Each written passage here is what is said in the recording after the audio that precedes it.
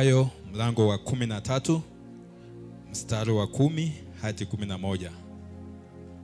Wanafunzi wake wakamwendea wakamuuliza, "Kwa nini unasema na watu kwa mifano?"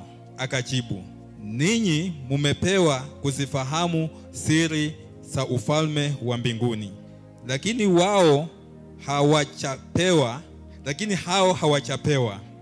Kwa maana yule aliye na kitu atapewa zaidi, naye atakuwa navyo tele.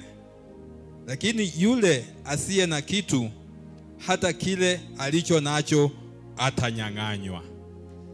Karibu sana ndugu yangu Niko. Mathayo mlango wa 13 mstari wa 11, jinsi maandiko yamesema. Bwana asifiwe. Na wasalimu wote kwa jina la Yesu Kristo. Naitwa mhubiri Mosel na Maswa. Kuna ujumbe ambao nataka kuachilia katikati yetu. Licha kuwa wiki ambalo limepita nimekuwa na shughuli mingi, nafikiri ndugu yangu Paul anaelewa, na familia yangu, sijakuwa na nafasi zaidi kwa ajili ya neno la siku ya leo. Lakini kile ambacho niko nacho tutashiriki pamoja na wewe. Nataka kuongea juu ya siri ya muda wako binafsi na Mungu. Siri ya muda wako binafsi na Mungu. Katika ulimwengu huu, kila kitu kinafanyika katika siri ndiposa kifaulu. Hata kampuni zinapofanya kazi zao, zinafanya kazi zao kwa kisiri ndiposa zinafaulu. Na mtu akitaka kufaulu katika maisha yake, ni lazima akuwe na siri ndiposa afaulu. Ni muda mchache ambao umepita, nimekuwa mgonjwa zaidi ya mwezi mmoja.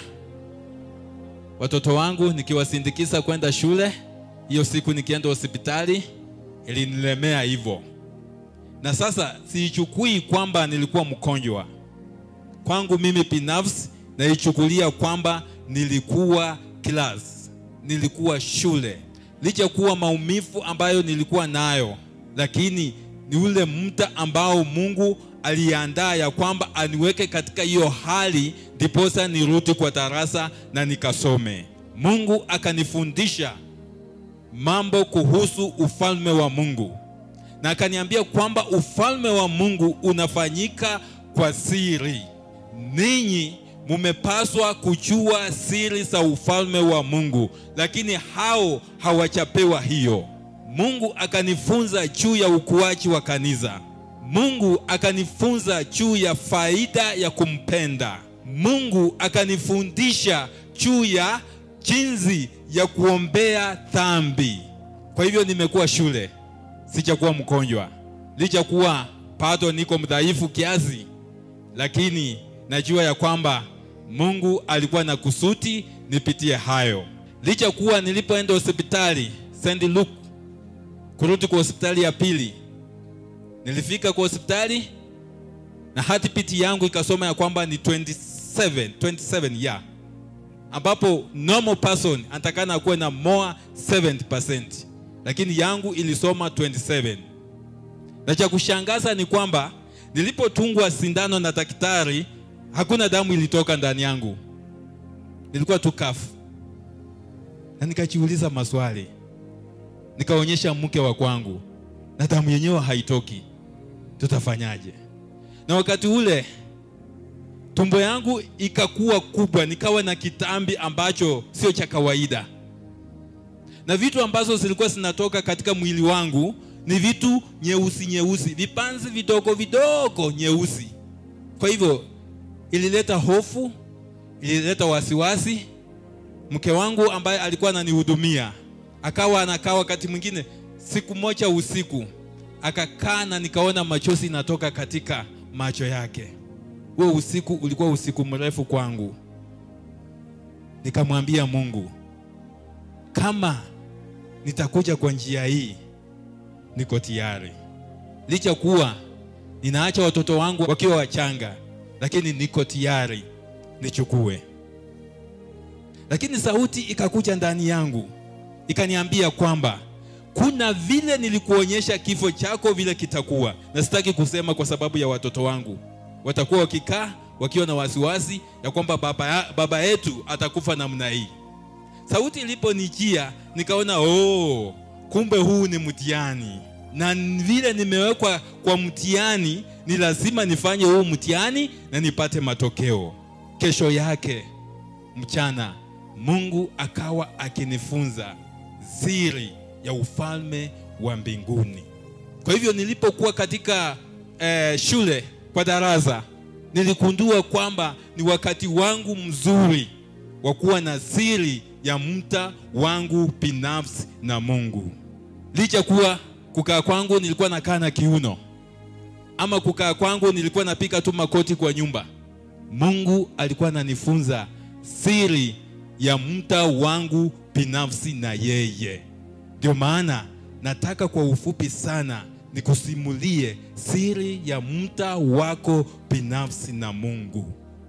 Mlango ambao mimi nilitokea ni kwamba babu wa kuzaa mama yangu alikuwa mishonari. Na katika maisha yake ya ndoa alisumbuliwa sana na mke wake. Wakati mke wake alipomsumbua na babu ni mishonari, kitu kilichoingia ndani mwake ambacho kila mtu anajua dunia hii. Unajua dunia hii watu wanasema dawa ya mwanamke ni mwanamke mwingine. Kwa hivyo babu yangu akajaribiwa hivyo na akaoa mwingine, shosho mwingine, mke wake wa pili. Kwa hivyo mambo ya missionary kwake ikawa hafifu, ikakufia mahali pale.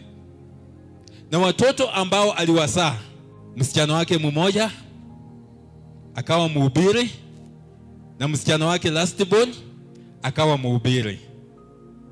Kuna kanisa ambalo lilikuwa hapa Eldoret, labda mchungaji anaweza fahamu. Kuna kanisa ambalo lilikuwa pa Eldoret, ilikuwa inaitwa Outreach Ministry pale Pioneer. Walikuwa washiriki mahali pale. Na mchungaji kama unakumbuka na wengine, wakati Reinhard Bonge alikuja hapa Eldoret mara ya kwanza, mkalimani wake yule mwanadada ni mama yangu. Kwa hivyo walifuata nyayo za papa yao. Lakini cha kushangaza ni kwamba mama alipofikia wakati wa kuoleka akafarakana kwa akili yake, akaoleka na mtu wa Catholic. Niambie, huduma itaendelea ama haitaendelea? Tunapoongea na wewe saa hizi, hiyo ndoa ilifunjika, akaenda kivyake. Saa hizi anaishi huko Canada, akaachana na mume wake, na mume wake akaoa mwingine, kila mtu akaenda na maisha yake. Na huyu lastborn wao pia mhubiri, alipomaliza harusi akaenda kwake, kapatana mzee wake, akapata ujauzito, na mzee wake akaanza kumsumbua. Alimsumbua mpaka huyu mama wokovu wake ukaishia mahali pale. Na muda sio mrefu huyu mzee wake akaaga. Huyu mama mambo na Yesu iliishia hapo.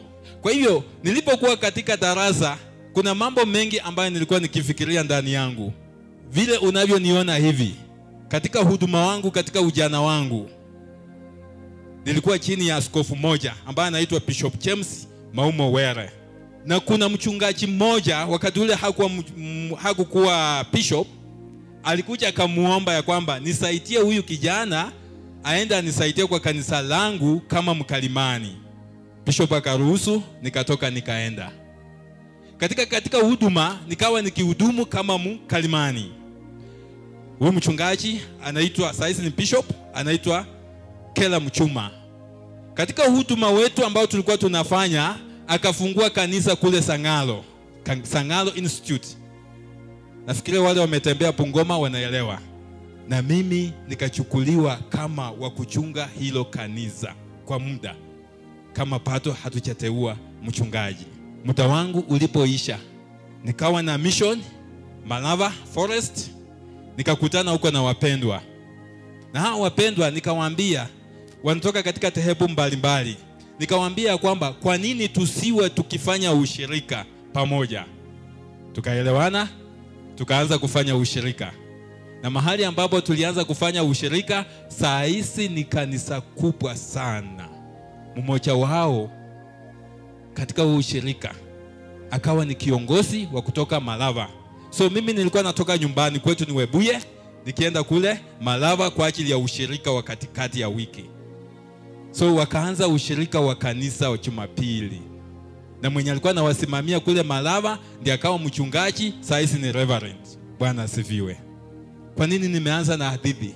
Nimeanza na hadithi kwa sababu wakati nimekuwa darasa nikawa nikiwazia mimi nilikwama wapi na nini ilifanyika.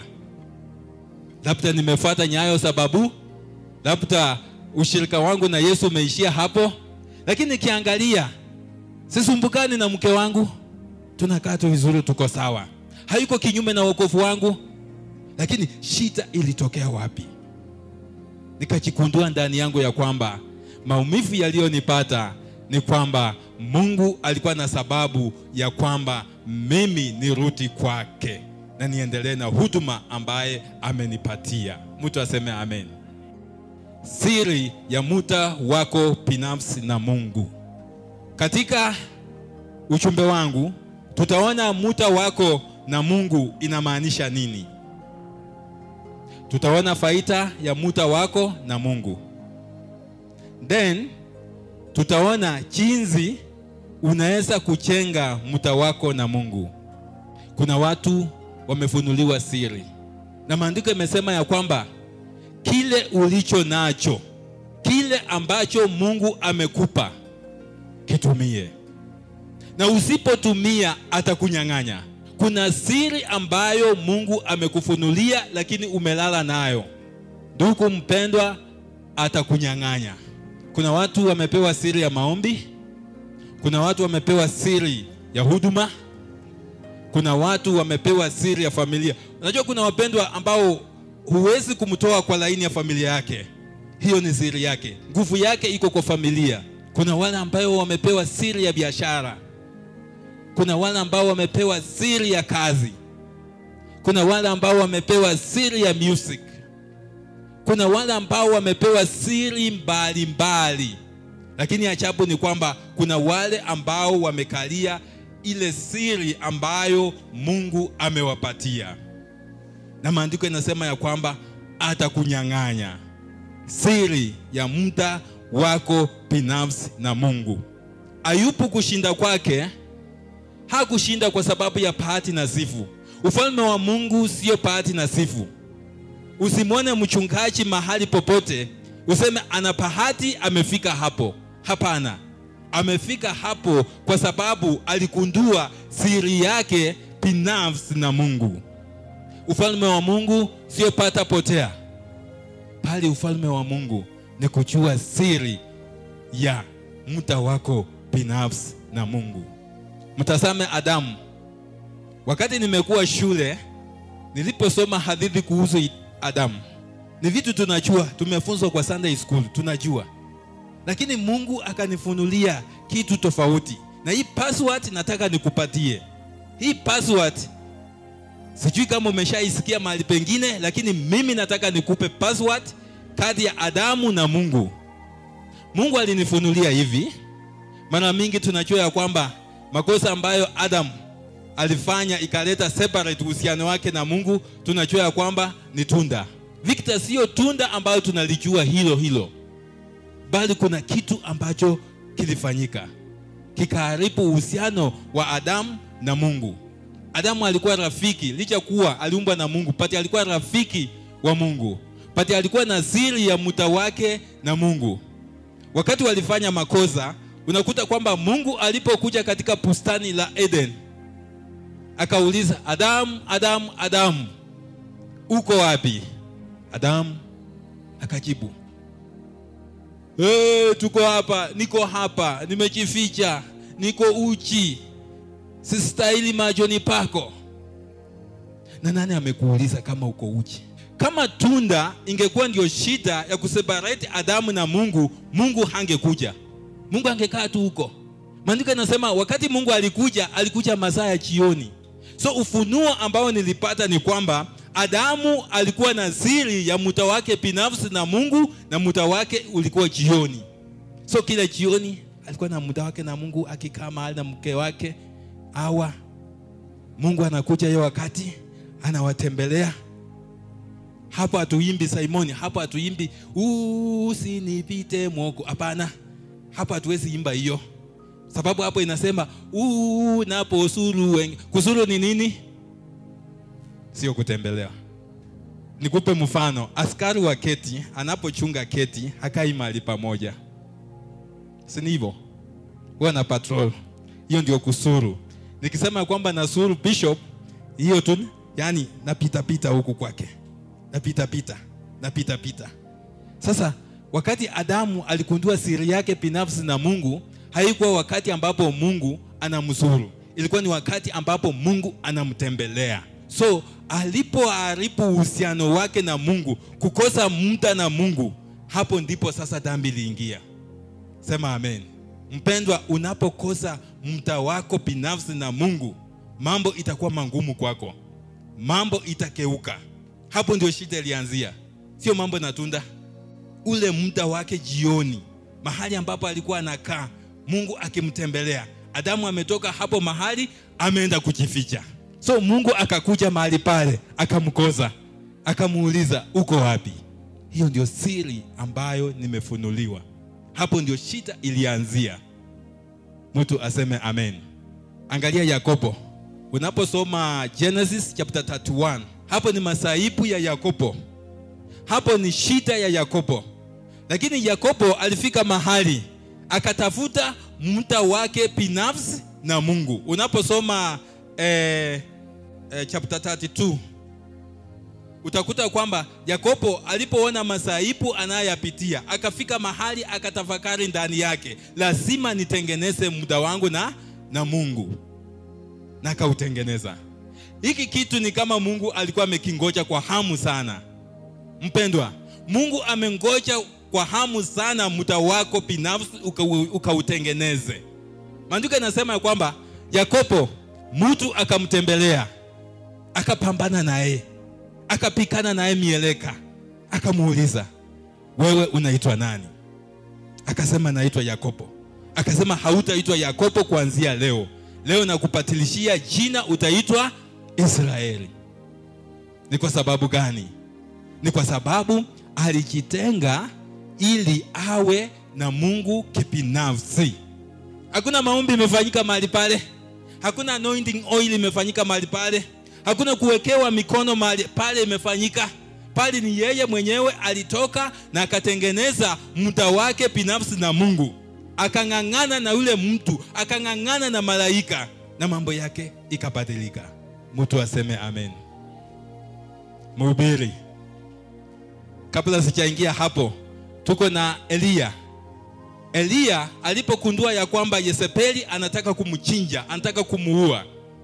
Ukisoma kitabu cha Wafalme wa kwanza mlango wa 19, unaona kwamba Elia alikimbilia mlima Horebu kwa sababu ya usalama. Si kwamba alikimbia ajifiche, lakini alikimbia ili apate muda wake binafsi na nani? Na Mungu. Maandiko yanasema ya kwamba Elia akasema ya kwamba mimi si bora kushinda papa zetu ambazo walituaja. Ni heri Mungu unichukue hata na mimi. Akiwa amelala hapo chini ya mti, Biblia inasema ya kwamba malaika wa Bwana akamtokea, akampa chakula, akampa kinywaji, akamwambia, inuka tena, uendelee, safari bado ndio umeanza. Ni kwa sababu ya kutengeneza muda wake binafsi na Mungu. Mhubiri, maana ya muda wako na Mungu ni nini? Maana ya muda wako binafsi na Mungu inamaanisha nini? Ni muda uliotenga kwa nidhamu ili uwe na Mungu. Maana ni kwamba ni muda uliotenga kwa nidhamu ili uwe na Mungu binafsi. Kwa nini nidhamu? Unatafuta mahali ambapo utakuwa peke yako. Hakuna kelele, yani disturbance yoyote. Simu hata unaachana nayo. Umeenda tu jinsi ulivyo ili ukutane na Mungu, ili usemesane na Mungu, ili ukamsikie na Mungu. Yani unataka tu ujue tu uzuri wa Mungu. Yani unataka tu ujue uhusiano wako na Mungu upo ama haupo. ni muda ambao utautengeneza kwa nidhamu ya hali ya juu. Ukiwa na simu, ndugu yangu, iweke off, kwa sababu nataka uwe na Mungu, kwa sababu nataka umsikize Mungu. Ikiwezekana mahali ambapo mtu yoyote asiingie. Mimi ni fundi. Kanisa hii yote mnanijua. Mimi ni fundi. Na kazi yangu ni decorative. Tumeenda site, nyumba ambazo zinachengwa mingi sana. Hata tukifika mahali pa kuchenga nyumba zetu, ninaomba tuchenge hivyo. Unakuta mtu sio mwokovu, lakini katika nyumba ambayo ameichenga unasikia hii ni study room na hii ni prayer room. Na mtu sio mwokovu. Yaani ana siri ya ufalme wa Mungu kukushinda wewe mtoto wa Mungu. So mara mingi utakuta kwamba anaingia katika hiyo rumu akitafuta uso wa Mungu. Akiingia kwa hiyo rumu anafunga mlango, anapaki yeye peke yake na Mungu. Watu kuna wengine wanafanya miungu. Ninapofanya kazi unasikia tu ati hii ni study room, ni prayer room. Labda ni mahali anafanyia miungu yake. Lakini kwa sababu gani? Ana siri. So hata sisi tunapochenga nyumba zetu lazima tuweke karumu kama ombi. Mtu anisupport aseme amen. Ni muda ambao umetenga kwa nidhamu ya hali ya juu. Uwe wewe peke yako na Mungu. Hapo ndipo utashughulikia challenges ambazo zinakupata wewe binafsi. Wakati mwingine tunakosea kusema ya kwamba namjua fulani. Humjui. Wakati mwingine tunakosea zaidi kusema kwamba mzazi wangu ananijua. Hakujui. Anayekujua wewe zaidi ni wewe mwenyewe binafsi. So unapotenga muda wako na Mungu, hapo ndipo unajiachilisha wewe mwenyewe kwa Mungu jinsi ulivyo. Sema amen. Number 2, faida ya muda wako na Mungu. Unapofanya hayo yote, kujitenga, kuwa na Mungu wewe peke yako, faida gani ambayo utaipata? Faida ambayo unaipata ya kwamba it is enable you to carry God's presence. Inakuwezesha wewe kupepa uwepo wa Mungu. Nimeingia hapa na nikapata wimbo ambao ulikuwa unaimbwa mahali hapa na ukanigusa sana. Ulikuwa unaongelea juu ya uwezo wa Mungu. Unapokuwa na Mungu, unapokuwa na muda wako binafsi na Mungu, itakusaidia, faida yake itakusaidia kupepa uwepo wa Mungu. Na uwepo wa Mungu ndio ulinzi wako, ndio usalama wako. Kama huna uwepo wa Mungu hauna usalama. Nitasema kwa mfano kwangu mimi binafsi. Kabla nianze kuwa na maumivu, nilienda nyumbani kumzika shosho. Na hapo ndio matatizo yalinipata. Kulingana na mawazo yangu, ni kama nilipoenda hayo mazishi si kuenda na uwepo wa Mungu. Sababu maumivu ambayo nimekuwa nayo sio maumivu ya kawaida. Sio kawaida. Na ilikuwa serious. Ilikuwa ni kitu kimekuja kunimaliza. So nikagundua ya kwamba nilipoenda mazishi nyumbani si kuenda na uwepo wa Mungu. Ndiposa hiyo miteko na silaha zikaninaza. Mpendwa, unapotembea na uwepo wa Mungu utakuwa salama. Unapotembea na uwepo wa Mungu utakuwa na ulinzi. Sema amen. Yakobo 4 mstari wa 8. Msomaji. Ni nini kinafanyika kwanza ndio upate uwepo wa Mungu? Msomaji wangu, James chapter 4 verses 8. Maandiko inasema nini? Ukifanya nini ndio utapata uwepo wa Mungu? Maandiko inasema, mkaribieni Mungu naye atawakaribia ninyi. Itakaseni mikono yenu ninyi wenye dhambi, na kuisafisha mioyo yenu ninyi wenye nia mbili. Mstari wa 9. Huzunikeni, ombolezeni na kulia. Kicheko chenu na kigeuzwe kuwa kuomboleza. Tusome mstari wa 8, rudia. Mkaribieni Mungu naye atawakaribia ninyi. Mkaribie Mungu naye atawakaribia. Kupepa uwepo wa Mungu ni wewe kuchukua hatua ya kumkaribia Mungu. Si kwamba Mungu atangulie kukukaribia, ni wewe unaanza kumkaribia Mungu. Unapomkaribia Mungu naye anakukaribia. Itakaseni mikono yenu ninyi wenye dhambi, na kuisafisha mioyo yenu ninyi wenye nia mbili. Amen. Hebu tusomee Zaburi mlango wa 114 verses 1 to 8. Tuone matokeo ya wana wa Israeli. Mkaribie Mungu naye atawakaribia. Mpendwa, mkaribie Mungu nawe utapata uwezo wa Mungu. Utatembea ndani ya uwezo wa Mungu. Utatembea ndani ya presence ya Mungu. Tuone matokeo ya wana wa Israeli. Kuna kitu hapa nataka kuachilia hapa password. Zaburi 114. Mara mingi unaposoma Kutoka, mara mingi nimesikia watu wengi wakisema, na mara mingi hata ukisoma wakisema ya kwamba Musa kama hangepika bahari maji haingekawanyika. Lakini kuna password hapa ambayo nataka uisikie kilichofanyika mahali hapa. Maandiko yanasema nini? Zaburi 114. Wakati Israeli walipotoka Misri, nyumba ya Yakobo kutoka kwa watu wa lugha ngeni, Yuda alifanywa makao matakatifu ya Mungu. Israeli ikawa milki yake. Bahari ilitazama ikakimbia. Yordani ilirudi nyuma. Hebu rudia, bahari ilifanya nini? Bahari ilitazama ikakimbia. Yordani ulirudi nyuma. Bahari ilitazama ikakimbia. Mlima ilirukaruka kama kondoo dume. Vilima kama wanakondoo. Hebu kidogo. Maandiko inasema nini? Inasema bahari iliona na ikarudi nyuma.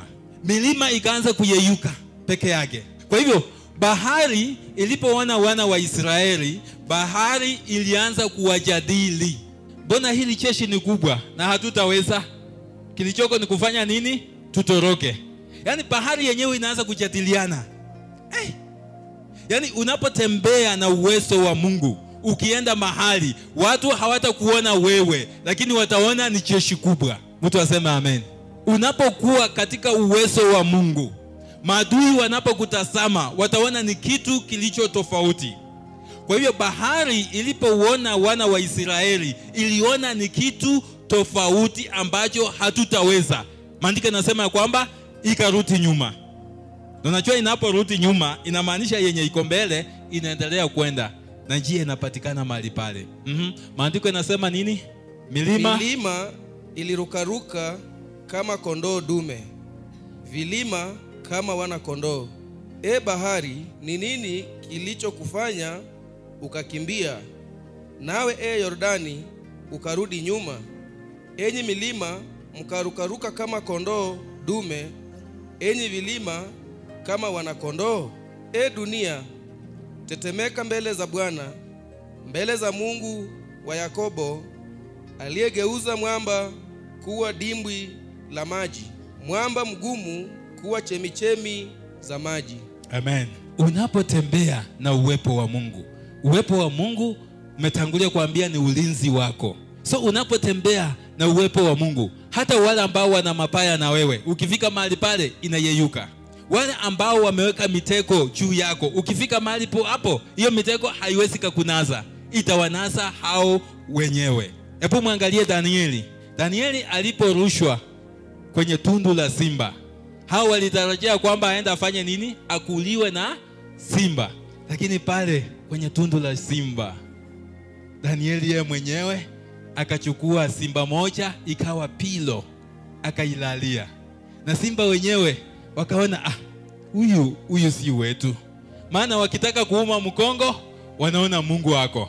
Wakitaka kuuma mbafu wanaona Mungu wako. Wakitaka kuuma mkichwa wanaona uwepo wa Mungu. Yaani ni usalama. Uwepo wa Mungu ni usalama kwa wale ambao wanamta na yeye. Wakasema hapana, huyu si wetu. Mpendwa, unapokuwa na uwepo wa Mungu, ukienda mahali popote, utakuta kwamba wale ambao wako kinyume na wewe wanaanza kuchatiliana, wanasema huyu si wetu. Kusaliwa kwetu, tumesaliwa labda na mizimu, tumesaliwa na vitu mbalimbali. Lakini unapokuja kwa Kristo, Kristo abadilishe jina lako kutoka kwa Yakobo hadi Israeli. Unaporudi kule nyumbani, mashambani, hawatakuona wewe, wataona hili ni jeshi. Wataanza kukuchadili, huyu si wetu, si wetu. Ndio maana nikasema makosa ambayo mimi nilifanya, nilienda nyumbani kwa mazishi kama siko katika uwepo wa Mungu. So nilipofika huko wakaona mtu wetu amekuja, basi tutamuonea. Hii gari yenye anaendesha hii, tutaona vile atakaa kwa hiyo gari. Na by the way, sikuwa nakaa kwa sababu sikuwa na uwepo wa Mungu. Maadui wanapokuona ukiwa na uwepo wa Mungu, watajadili na wataachana na wewe. Bahari ikaachana na wana wa Israeli. Tumetumwa tuangamize huyu? Hapana, huyu hatuwezi. Wacha tuachane na yeye. Bwana asifiwe. Muda wako binafsi na Mungu faida yake. So uwezo wa Mungu unaondoa mipaka ya shetani. Uwezo wa Mungu unaondoa visawishi vyote ambazo uliwekewa katika maisha yako. Uwepo wa Mungu unaondoa wakati ulipozaliwa mambo yaliyofanyika kinyume na mapenzi ya Mungu. Uwepo wa Mungu unaondoa. Namba 3. It delivers you from evil. Uwepo wa Mungu unakukomboa kutoka kwa maovu. Zaburi mlango wa 91 mstari wa 1. Inakukomboa kutoka kwa maovu. Muda wako binafsi. So nataka tuongelee juu ya ukombozi. Inakukomboa wewe kutoka kwa maovu. Zaburi 91 mstari wa 1, alafu uruke usome 3 hadi 6. Biblia inasema, yeye akaaye mahali pasalama pake yeye aliye juu sana atadumu katika uvuli wake Mwenyezi. Mstari wa 3, hakika yeye ataniokoa na mtego wa mwindaji na maradhi ya kuambukiza ya kuua. Atakufunika kwa manyoya yake, chini ya mbawa zake utapata kimbilio. Uaminifu wake utakuwa ngao na kinga yako. Hutaogopa vitisho vya usiku, wala mishale urukao mchana, wala maradhi ya kuambukiza yanayonyemelea gizani, wala tauni iharibuyo adhuhuri. Amen. Zaburi inakupa mfano mzuri ya ukombozi kutoka kwa maovu. Wewe fanya tu mstari wa 1. Zaburi 91 mstari wa 1. Wewe ukifanya hiyo mstari wa 1, mstari wa 3 hadi 6 ni yale matukio ambayo yatatokea. Yeye aketie mahali pangu pasalama. Hapo ni mahali gani? Muda wako binafsi na Mungu. Nenda fanya hiyo mstari wa 1. Nenda tafuta mahali salama, mahali ambapo utakuwa na Mungu binafsi. Mstari wa 3 hadi 6, hayo ndio matukio yatakayokufuata. Mishale yote itaenda, mitego yote itaenda, watu wa roho mbaya wataenda, na roho chafu ambazo zinafuata wanadamu zitaenda. Namba 4, inakuwezesha kwa ukombozi wako binafsi. Yakobo alipokuwa anamenyana na ule mtu, jinsi nimewaelezea, hapakuwa na mchungaji ambaye alikuja akamwekea mikono. Hapakuwa na anointing oil. Alikuwa ni yeye peke yake na Mungu. Akajikomboa kutoka katika mateso mpaka akapatilishiwa jina. Ukombozi wako binafsi ni wa muhimu sana kushinda ukombozi ambao utawekewa mikono na watumishi wa Mungu. Na hapo ndio tunakosana watumishi wa Mungu. Wale ambao wanakuwa na anointing service, mara mingi tunakosana na hapo. Ninachoamini ndani mwangu na kulingana na maandiko, ukombozi unatokana na wewe mwenyewe kutoka katika moyo wako. Mtu anisabot. Amen. Ndugu yangu, hebu sema amen kwa mic. Amen. Zakaria mlango wa 3 mstari wa 1 hadi mstari wa 1 na wa 3 inakuwezesha upate ukombozi wako kibinafsi. Mpendwa, unapokuwa na muda wako binafsi, siri ya muda wako binafsi na Mungu, utapata ukombozi wako binafsi. Hautahangaika, wacha niende nipate ukombozi. Hiki kitu kimenikatalia. Hiki kitu kinanisumbua. Hiki kitu kimekaa katika nyumba yangu, kimekaa katika familia yangu. Wacha niende watumishi wa Mungu waniwekee mafuta. Watumishi wa Mungu wanipe maji. Watumishi wa Mungu sijui wafanye namna gani. hautapata ukombozi wako binafsi. Ukombozi wako binafsi unakuja wewe kuwa na muda wako binafsi na Mungu. Zakaria inasema nini? Zakaria mlango wa 3 mstari wa 1. Maandiko inasema, kisha akanionyesha Yoshua kuhani mkuu akiwa amesimama mbele ya malaika wa Bwana, naye shetani amesimama upande wake wa kuume ili kumshtaki. Mstari wa 3.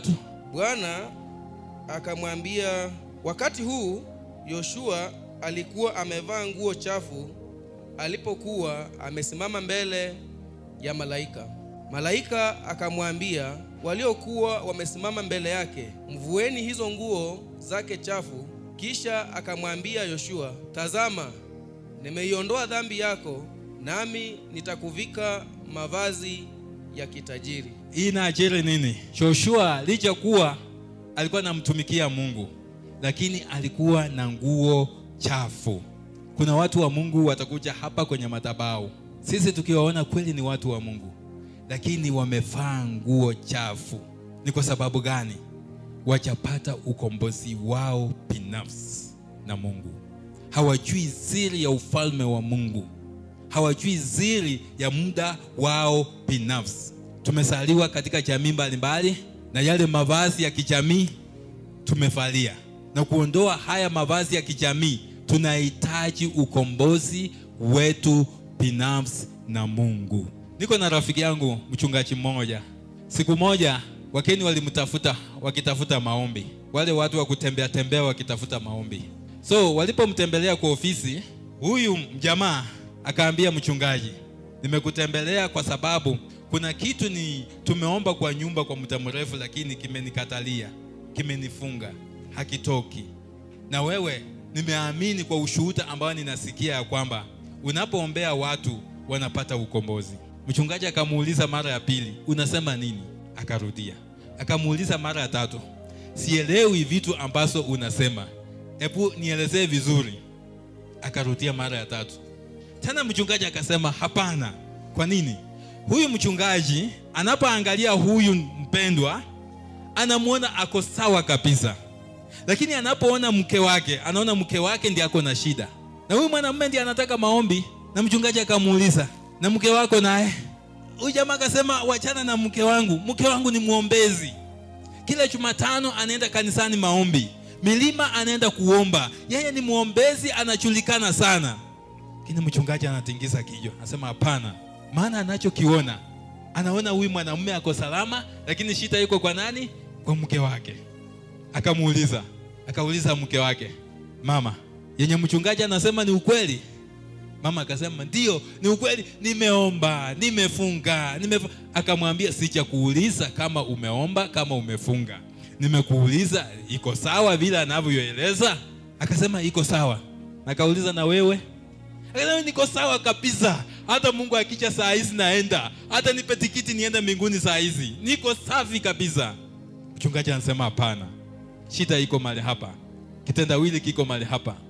Mungu akafunulia huyu mchungaji, huyu mwanamume kuhangaika kwake vile anavyohangaika, ni huyu mke wake mama ndiye amemfunga.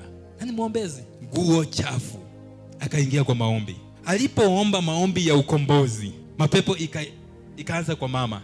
Sasa mzee mwenye alihitaji usaidizi wa maombi, mwenye anaona amefungwa, anaona ako salama. Lakini mke sasa akaanza kupigana na mapepo. Uzuri wa mchungaji wangu, ule mchungaji tunaweza tembea naye kwa njia moja. Si mtu wa kuhoji mapepo. Ati wewe ni nani? Umetoka wapi? Toka. Wewe ni nani? Rizwa, wewe. Yes, hiyo type. Mchungaji akasimama tu akamwangalia. Mama mwenye akapikana na mapepo. Ule mzee akanyosha mikono yake akaweka kwa kweli. Nafikiria alisema maajabu. Nafikiria ameenda maombi ya ukombozi kwake, lakini anachokiona, anaona video, anaona ni mke wake ndiye ako na shida. Mwishowe mchungaji akaambia Mungu, katika jina la Yesu Kristo, pepo chafu na miteko yote ambayo umemfunga mume wako inayeyuka leo katika jina la Yesu Kristo. Mama akawa huru. Akauliza, nini imefanyika kwangu? Nimekuwa wapi? Kwani niko wapi? Mzee wangu, baba fulani, nini imefanyika? Yani nasikia niko mwepezi. Sio vile niliingia hapa. Ni mimi kweli. Ni mimi kweli. Kumbe mama alikuwa amefunga mzee. Mzee aliona maajabu kwa sababu ya nguo chafu.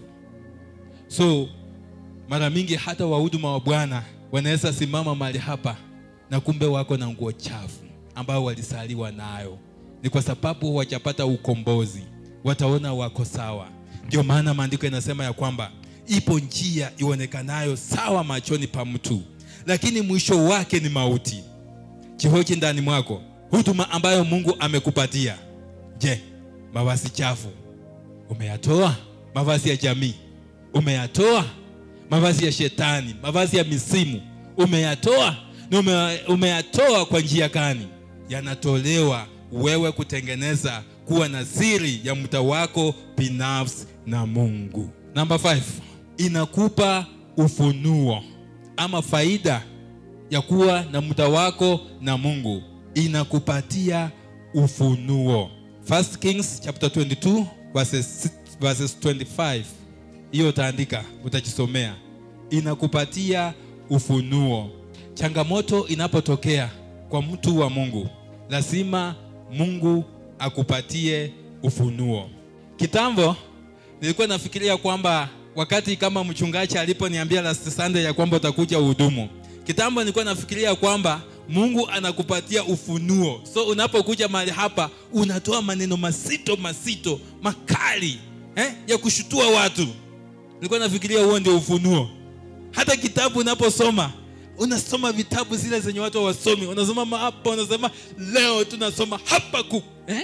Leo tunasoma Nahum, Obadia, vitabu yenye watu hawasomi.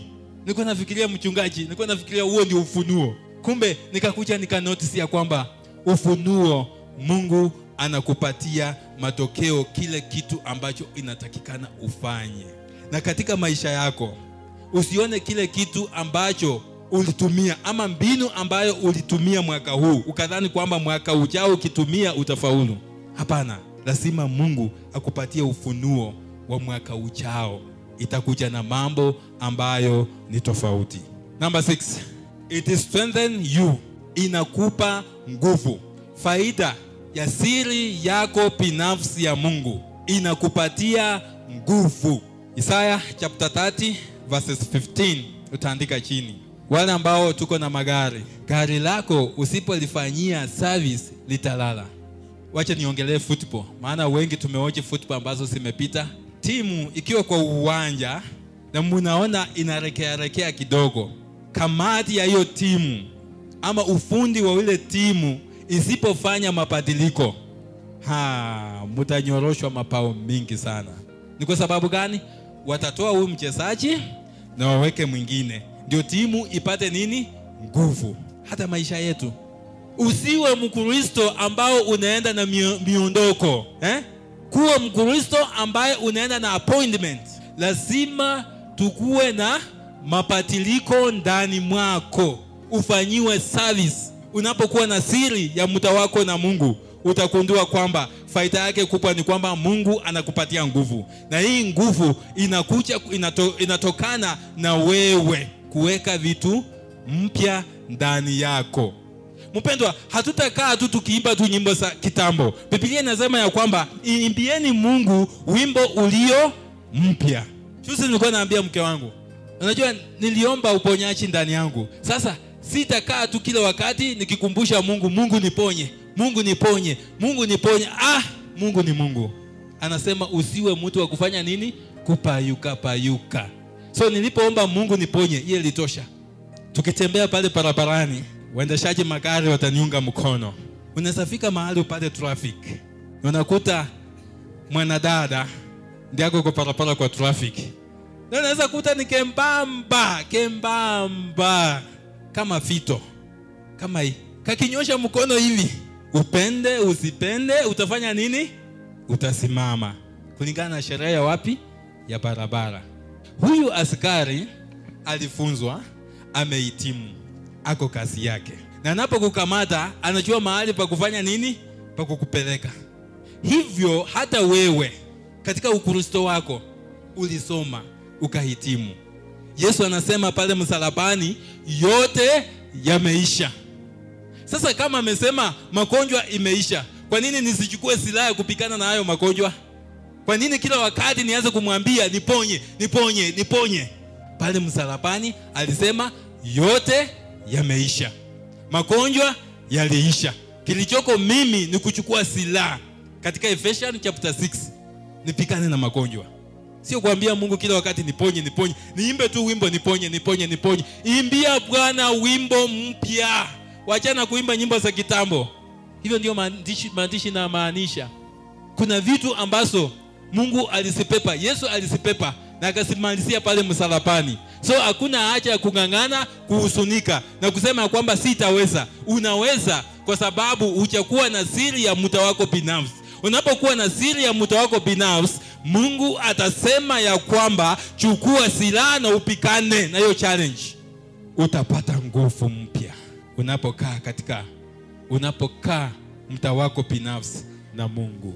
Number 7, it gives you peace. When you read Isaiah chapter 26 verses 3, itakupa amani ya fedha, itakupa amani ya kazi, itakupa amani ya biashara, itakupa amani ya familia. Popote unapoenda, amani ndiyo itakuwa inatawala ndani mwako. Ukikuta watu ambao wamekosana, ukiwa katikati yao, ni amani ambayo itafanya nini? Itapatikana. It gives you peace. Mta wako, siri ya mta wako binafsi na Mungu ndiyo madhabahu yako. Hebu sikia hiyo password. Siri ya mta wako binafsi na Mungu ndiyo madhabahu yako. Wachana na hii madhabahu. Tunapoondoka hapa, unajua chenye kinafanyika mahali hapa? Ni wengi wanatumia hii madhabahu. Siku moja, na nitasema, siku moja nilikuwa nimeitwa kwenda kuhudumu kwa kanisa fulani kule nyumbani Lugulu katikati ya wiki. Kufika hapo, wamebadilisha venue. Anasema hatutakuwa kanisani, tutaenda tufanyia hapo kwa hiyo building ya kitambo karibu inaanguka. Tutaenda tufanyia hapo. Nikajaribu kuuliza nini? Nimesema nitasema hivi. Kijana wa kucheza vyombo kanisani amechukua msichana na wamekuja na yeye wamechifungia kanisani. Maliza wewe mwenyewe. Siri yako binafsi na Mungu ndiyo madhabahu yako. Hii madhabahu imebeba vitu mingi. Wachana na mambo ya dini ambayo inasema huko ni kwa wachungaji, huko hatuendi, hatukanyaki huko. Hiyo ni dini. Pasia ilikatika. So hapa kuna vitu mingi inafanyika mahali hapa. Watu wengi wanakanyaka mahali hapa. Watu wengi hata wakiingia mahali hapa wenye dhambi wanafanya mambo yao hapa. Usitegemea haya madhabahu. Na maanisha nini? Wacha kutegemea kikundi katika maisha yako. Jitegemee wewe mwenyewe. Wapi Tom? Ati nini? Wanasema nini? Wanasema usiwahi amini mtu yoyote duniani. Jiamini wewe na nani? Na Mungu. Hayo ndio madhabahu yako. Na hapo ndio Mungu anapatikana. Mungu hapatikani hapa. Hapa tunafanya tu ushirika. Lakini hapatikani hapa. Anapatikana ndani ya madhabahu ulio nayo. Sema amen. Jinsi ya kuchenga mta wako na Mungu. Namba 3. Jinsi ya kuchenga mta wako na Mungu. Nataka tupate mfano mzuri kutoka katika Mark chapter 1 verses 33. Marko mlango wa kwanza mstari wa 33 itatupatia mfano mzuri wa kuchenga mta wako na Mungu. By then, wewe uko na mta wako na Mungu? Jijibu wewe mwenyewe.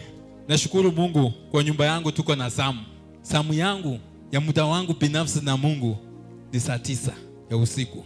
Saa 9, saa 10 hutanipata mimi nikilala. Ni mta wangu binafsi na Mungu. Na unapotengeneza mta wako binafsi na Mungu, usiwe kero kwa wengine. Kuna wengine wanakuwa kero kwa wengine, anaomba mpaka jirani anaamua kuweka radio kwake. Kwa sababu nampigia kelele, sasa wacha aweke kelele yake pia isupport yako.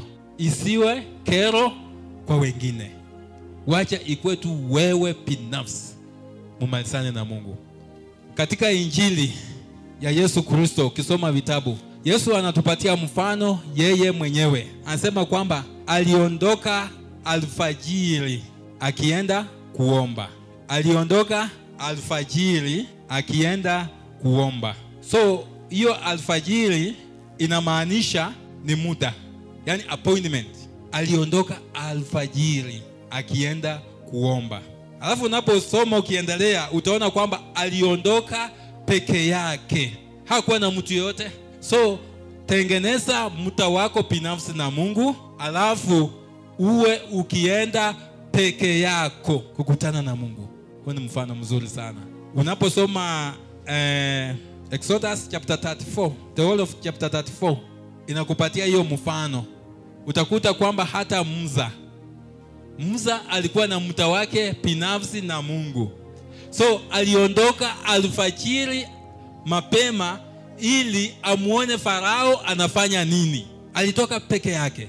Na Farao alikuwa akitoka asubuhi na mapema akienda kwa bahari. Miungu yake ilikuwa kwa bahari. So Musa alipotoka peke yake, akawa na muda wake binafsi na Mungu, akagundua siri, akaona kumbe Farao nguvu yake iko kwenye bahari. So injili inasema tena kwamba mahali ambapo Yesu alienda ni mahali ambapo hapakuwa na nani? Na watu. Faragani. Aliondoka peke yake. Na ilikuwa asubuhi alfajiri. Na hapo mahali hapakuwa na mtu yeyote. Ni mambo matatu. Nenda tengeneza muda wako binafsi na Mungu. Uwe ukienda peke yako. Uwe na muda wako, time yako. Na usiruhusu mtu mwingine akuje hapo mahali. Ni nyinyi wawili, wewe na Mungu. Jinsi ya kuchenga muda wako na Mungu. Unapochenga muda wako na Mungu, lazima uwe na neno. Usiende tu na maneno yako. Usiende tu na list umetengeneza napelekea Mungu. Lazima uende na neno la Mungu. Hosea chapter 14 verses 2. Tusome hiyo. Na utaandika chini Isaiah chapter 6 verses 18. Alafu tena Isaiah chapter 41 verses 21. Njoni tusemesane, asema Bwana. Na ukienda kusemesana na Bwana, usiende tu na mahitaji yako peke yake. Enda pia na neno litakalo simamia hayo mahitaji. Amen. Maandiko yanasema nini? Chukueni maneno pamoja nanyi, mkamrudie Bwana, mkamwambie, ondoa maovu yote, uyatakabali yaliyo mema, na hivyo ndivyo mtakavyotoa sadaka za midomo yetu kana kwamba ni ng'ombe. Amen. Inakupa mfano ulio mzuri sana. Unapofanya chochote, lazima uwe na neno la kusimamia kile ambacho unafanya. Namna ya kuchenga muda wako na Mungu ni ibada. Kuwa katika ibada. Chukua muda wa kutosha kuwa katika ibada. Tenga muda wako uwe katika ibada. Ibada inabadilisha hewa, inatengeneza njia, na adui hawawezi wakakaa katika ibada. Worship. Tukiongelea mambo ya ibada, tunamaanisha mambo ya worship. Najua Kiswahili kimemezwa. Unahitaji uwe na wakati wa ibada. Ibada mara mingi tunaiweka pamoja na shukrani, lakini shukrani ni kitu kingine tofauti. Ibada ni kitu kingine tofauti. Shukrani ni tendo la kuonyesha kibali au pongezi na matendo aliyokufanyia. Hiyo ndio maana ya shukrani. Tena shukrani inamaanisha ni kutoa. Na ibada na sifa ni masimulizi ya furaha ya kile ambacho Mungu ametufanyia. Tena ni kukiri matendo yake ya ajabu na haki. Hiyo ni ibada na sifa. Bwana asifiwe. Amen. Jambo la mwisho, jinsi ya kuchenga muda wako na Mungu. Mara mingi sana huwa nafurahia sana Bishop anapoambia watoto wake mahali hapa, akiwaambia kwamba leo nataka tutafakari. Na sijui vile wewe unaichukua. Labda mimi naichukua kwa njia nyingine tofauti. Ama anapomaliza ipata mahali hapa, ama kama mnenaji amenena mahali hapa na anaachilia neno, anasema ya kwamba nenda ukatafakari. Siwezi elewa unaichukua namna gani. Jinsi ya kuchenga muda wako binafsi na Mungu ni kutafakari. Learn to imitate. Jifunze kutafakari uwepo wa Mungu. ukuu wa Mungu. Tafakari huyu Mungu. Tafakari maandiko. Yatakusaidia kujenga muta wako binafsi na Mungu. Unajua ndani ya moyo wa binadamu, unajua moyo ni kichaka.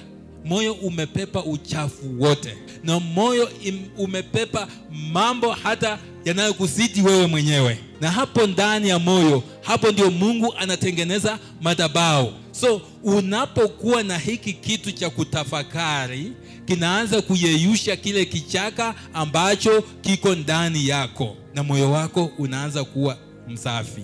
Kila wakati jifunze neno la Mungu, liingie ndani, limefyeka. Ita neno la Mungu likae ndani mwako, linafyeka. Nyimbo za kumtukuza Mungu zikikaa ndani mwako, zinafyeka.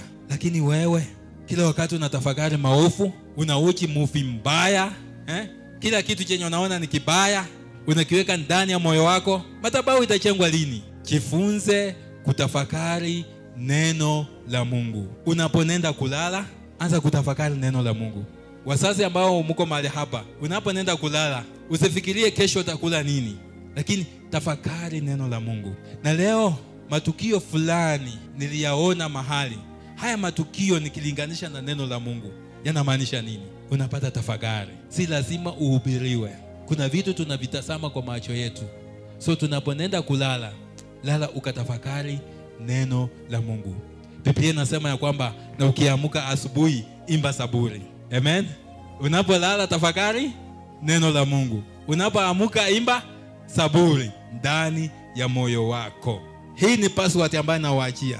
Mungu ameniongezea muda wa kuishi. Tengeneza muda wako binafsi na Mungu. Utahubiriwa mambo mingi. Tumefunzwa mambo mingi. Mimi nimeenda mikutano mingi. Kenya hii nimeenda karibu yote. Kwa sababu nilikuwa mkalimani, tulikuwa na bandi ya kuimba, tumezunguka karibu kila mahali. Mandera ndiye hatukuenda.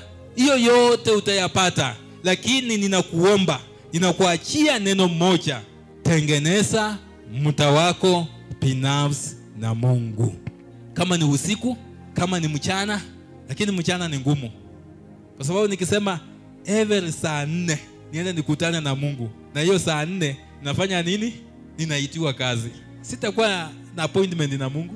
Nakumbuka wakati nimekuwa shule, kuna simu mingi nilipata sana za kazi. Mingi sana.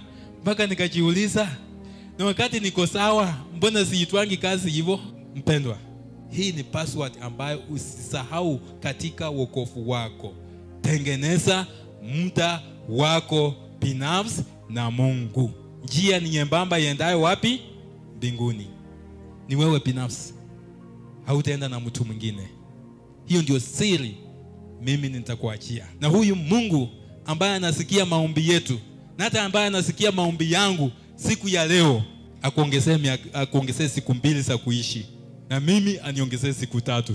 Sema amen. Amen. Tuamini na tuombe. Wele Papa, lola kwa chilebwe ni wo. Efwe baba na bo. Nenyinga ya no Papa, umbele sielomo. Ili miche mu bana bo.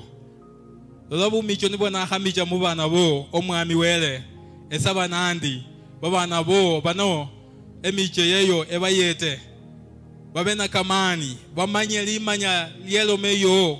Ili yikale mukali mu myoyo kyabwe, ebalinde musilo, ebalinde kumusi wosi niyo bacha bakende nendelo moyo. Wele Papa, ewengene niwe oli wele kwa kuyikina humakwa kama kali wele. Nesaba nandi wele okakuleka nga kulitawe wele. Dole nyinga yalno wele wakasoma lihu wamboko konya hana kubena vise viefwe nenawe. Esaba nandi wele fungula chingila chefwe, fungula chimoni chefwe na kimyoyo kiefwe, ili wele humanye lukali sana hulondokana nendelomo niyo na hamicha mu bana bo. Lolo ambele sienlomo wele oliniche molome mu bana bo. Sina akatesa holilia setawe kosi niko ambele sia na hamolome bweni wabwe. Esaba nandi wele yikhalane nafwe chinyinga nicho kusikale nenacho kusibala huno. Mwisina lio kwa jina la Yesu naomba nikiamini. Amen. Sema amen. Karibu sana.